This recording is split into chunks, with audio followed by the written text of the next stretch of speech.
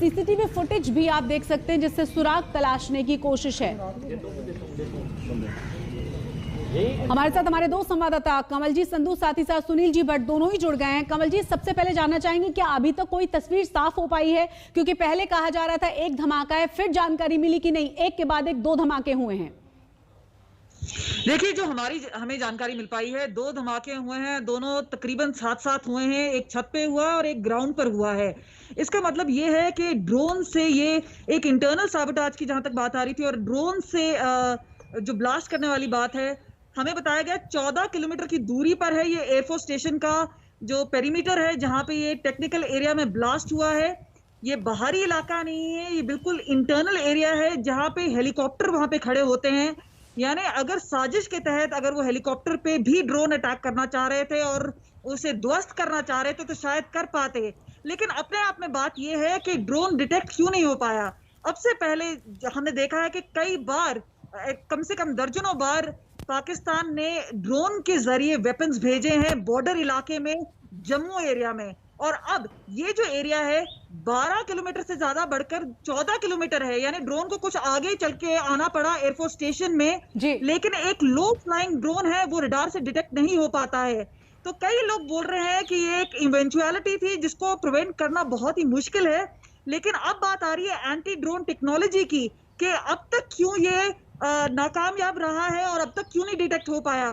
सबसे बड़ी बात है, क्या ये सिक्योरिटी लैब से सुरक्षा जो ऑफिसर्स हैं हमसे बता रहे हैं, सिक्योरिटी एजेंसीज बता रहे हैं कि इसको रोक पाना बहुत ही मुश्किल है, बॉर्डर एरिया में ये पड़ता है। लेकिन अपने आप में दो ब्लास्ट कर पाना एक के बाद एक, यानी एक बड़ा संकेत दिया है पाकिस्तान ने, जो कि बोल रहा है कि 100 दिन हो चुके हैं सीज फायर के, सब कुछ भारत और पाकिस्तान के बीच में इस वक्त अच्छा चल रहा है।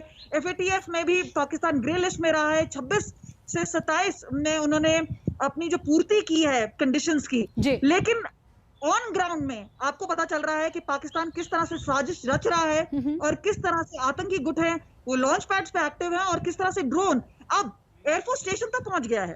बिल्कुल कवलजीत, बनी रहे आप हमारे साथ हमारे दूसरे संवाददाता लगातार जुड़े हुए हैं। सुनील, अब सवाल यह है कि तमाम जांच एजेंसियां वहां पर है, लगातार कोशिश की जा रही है सुराग ढूंढने की, क्या कुछ अभी आधिकारिक तौर पर कहा गया है?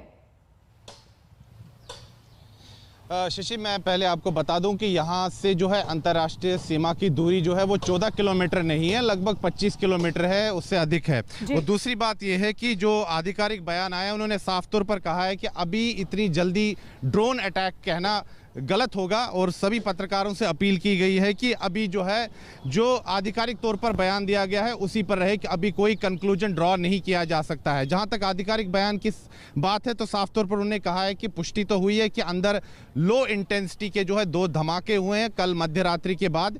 एक जो है एक छत पर गिरा है, दूसरा एक ओपन स्पेस में गिरा है। तो फिलहाल जो है जांच जारी है। हमें बताया जा रहा है कि NSG और NIA की जो जांच टीमें हैं वो भी अभी आ रही हैं एयरफोर्स स्टेशन में, वायुसेना स्टेशन में, वो भी जांच में जुटेंगी।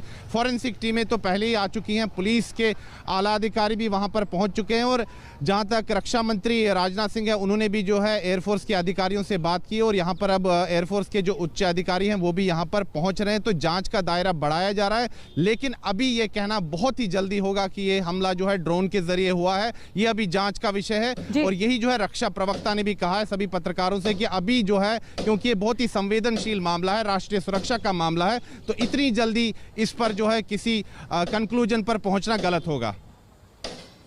बिल्कुल सुनील, एक छोटा सा सवाल जरूर जानना चाहेंगे, क्योंकि सुबह से हम कह रहे हैं कि किसी तरह के जानमाल की कोई नुकसान की खबर नहीं है, लेकिन तस्वीरें हम देख रहे हैं, क्या कुछ ये साफ किया गया है कि किस इंटेंसिटी के बॉम्ब्स थे? जी शशि, मैं जैसे आपको बता चुका हूं कि जो वायुसेना जो बयान जारी किया है उस बयान के अनुसार ये लो इंटेंसिटी के जो है दो धमाके थे, लेकिन ये धमाके कैसे हुए, किसने करवाए, ये सभी अभी जो है जांच का विषय है। लेकिन रिपोर्टें जो आ रही हैं कि ये ड्रोन के जरिए हमला हुआ है, लेकिन वायुसेना और रक्षा प्रवक्ता ने इसका पूरी तरह से अभी कहा है, पत्रकारों को कहा है कि अभी इस पर इतनी जल्दी किसी कंक्लूजन पर नहीं आना चाहिए। जांच का विषय है, बहुत ही जो अभी प्रिलिमिनरी स्टेज पर यानी कि शुरुआती जो है अभी दौर पर जांच चल रही है। तो सभी टीमें आ चुकी है, एनआईए भी पहुंच रही है, तो इसको पूरी तरह से हर एंगल से जो है इसकी जांच होगी। और जहां तक आतंकी एंगल का सवाल है वो भी रूल आउट नहीं किया जा रहा है, उस एंगल से भी इस मामले की जांच हो रही है। लेकिन जहां तक अंतर्राष्ट्रीय सीमा से दूरी का प्रश्न है, यहां से अंतर्राष्ट्रीय सीमा लगभग 25 किलोमीटर दूर है, ना कि 14 किलोमीटर। बहुत बहुत शुक्रिया सुनील जी भट्ट आपका भी, साथ ही साथ कमल जी संधू आपका भी। तो अभी तक ये साफ नहीं हो पाया है, लो इंटेंसिटी के बॉम्ब्स थे, लेकिन हर एंगल से इन दोनों ही धमाकों की जांच की जा रही है। और अब हम आपको दिखाएंगे डेल्टा प्लस का कहर, तीसरी लहर का डर। हमारी खास पेशकश देखिए आप।